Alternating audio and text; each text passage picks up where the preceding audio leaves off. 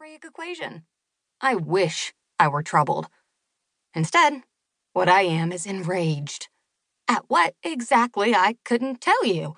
The world, my place in it, and everyone who populates it. Does that narrow it down? Anyway, it doesn't matter. Since Red Oak Academy, a therapeutic girls' boarding school for chronically pissed-off humans between the ages of 13 and 19, doesn't flow off the tongue nearly as well as Red Oak Academy, a therapeutic girls' boarding school for troubled teens. Seriously, what is it with adults and their euphemisms? Why are they so terrified of calling things what they actually are? For example, why does Alana get all bent out of shape when I call Lauren and Lola my half-sisters? Why can't you drop the half, she asks. They're just your sisters. But that isn't true. It's not like I don't love the twins, but the fact is, they came out of Alana's vagina and I didn't. End of story. And why have all my teachers insisted since I was 6 years old in calling me gifted? I'm not gifted. I'm just smart. I read a ton, I test well, and I like writing almost as much as I like cutting class to smoke weed in the parking lot behind the bankrupt Sears at Six Corners. So what? What does gifted even mean?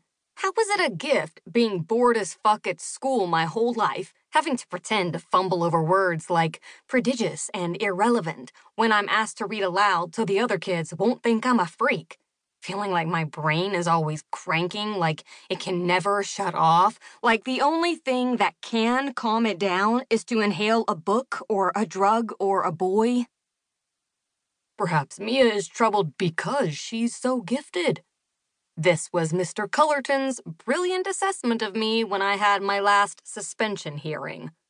Or maybe, Alana had said, because she just couldn't help herself, it's because of what happened to her mother. And that's the thing. Alana gets all butthurt that I won't drop the half from half-sisters when I talk about Lauren and Lola. But she has never once asked me to call her mom. Not that I ever would, of course, even if she did ask. She loves bringing up the stuff with my real mom because for her, it ties everything up in a nice little package. It gives an explanation for why I am the way I am, because if there's one thing adults love, even more than euphemisms, it's the concept of cause and effect. If Alana and my dad can believe that what happened to my mother is the cause, and my being a troubled teen, trademark, is the effect, then they can avoid the two alternative explanations. One, that people like me are just born bad for no reason at all.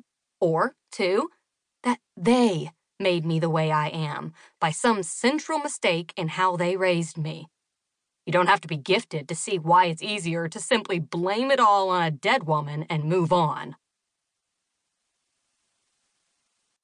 3. You don't wind up at a therapeutic boarding school until you have run entirely out of second chances and your parents have run entirely out of patience. But they better not be out of money. Guess how much this place costs?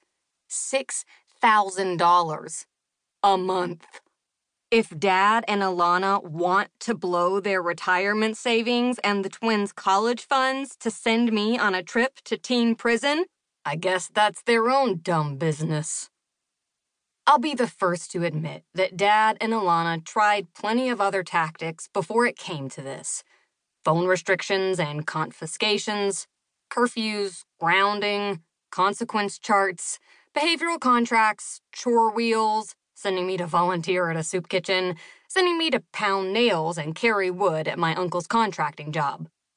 This is not to mention all the consequences I got at school: attendance contracts, detentions, in-school and out-of-school suspensions, endless lectures from teachers about wasted potential. Not to mention all the various therapists I've been sent to since what happened to my mother happened. Not to mention all the drugs said therapists have put me on over the years. Adderall and Ritalin and Zoloft and Ativan, and those are just the ones I can name off the top of my head.